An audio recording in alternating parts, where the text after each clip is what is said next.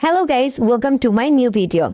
Today I'm going to show how to make birthday card at home. খুব easy ওয়েতে আমি কার্ডটা তৈরি করব। তো আমি এখানে পেপার কেটে নিয়েছি আর এগুলোকে আমি আর্ট করে ডিজাইনও করে নিয়েছিলাম। দেন আমি এই দুটো একদম ফ্রন্টে থাকবে, তো এখানে আমি গ্লু দিয়ে আটকে নিয়েছি। আরেকটা কথা বলি, কার্ডের জন্য যত হার্ড পেপার ইউজ করা যায় সেটা বেটার হয়।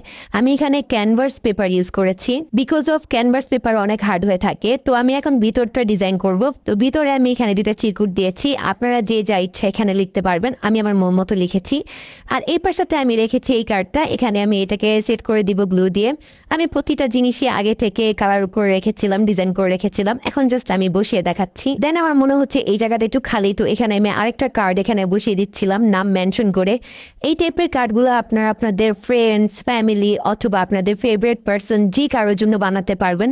It's totally easy to make. And আমি যেহেতু ফুড লাইক করি তাই আমি এখানে ফুড থিম রেখেছিলাম। এখানে আমি টোস্টার, টোস্ট এগুলো বানিয়েছিলাম। আর ভিতরে আমি অ্যাভোকাডো এগুলো নিয়ে লিখেছিলাম। চাইলে আপনারা আপনাদের পছন্দের ক্যারেক্টার ও থিম এখানে রাখতে পারেন। I hope you like this tutorial and thanks for watching.